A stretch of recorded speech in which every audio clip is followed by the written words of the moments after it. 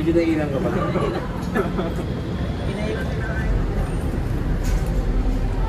Kasi nakita pa din. Is this our table? Tabog. Ito po, Clara. Parang mas powerful yung in-order nyo. Parang mas makakabusog ako dyan. Okay, sige. Hindi, nakakaya, Larry. Anong sauce? Hindi ko kayang ubusin yan, no? Kumain na rin ako ng siopaw eh.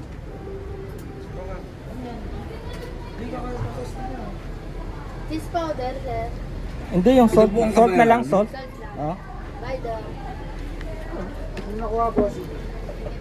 Itlog ng Pinoy, sabi sa to. Mahilig ka sa itlog ng Pinoy. Ate, pwede ba magpalagay ng ano?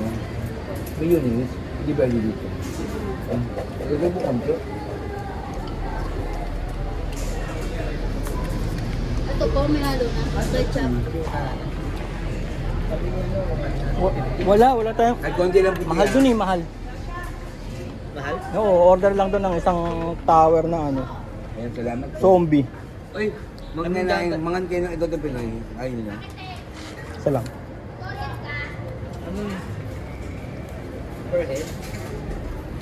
Kenneth, gusto mo? Ito ng Pinoy. 40, magkano ba? 40 pesos per head? Gusto na ko Oo, yun. isang oras. Sir, may mayo.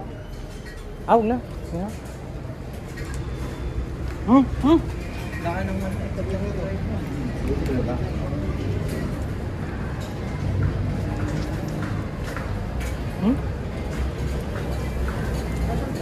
French fries. Ang isa sa pinakadominanteng manlalaro ngayon sa NCAA. Pero bago nga ito, makakapagpapahihila nakita sa player. Pero sa unang taon pa lang niya sa liga. Parang gusto ko yung suka pero masarap yung itong mag-aago yung lasa. Pero ewan ko pa kung nangyayari sa akin. Masarap to? Wala ng kanyang basketball journey kung saan umakot siya ng maraming awards. Gusto ko rin Hindi mo kaya ang tingin ko. Sa court nila. Gano'n po wala man dito na po. Yung mga 30 boss. Dahil sa 25. sa court na yan, kasama ang Bukhari at Suzuki ay hindi lang basta score ang kanya. Hindi ko na kaya.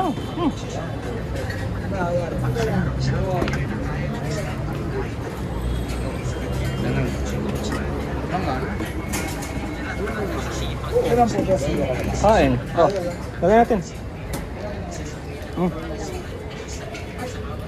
Yan lang.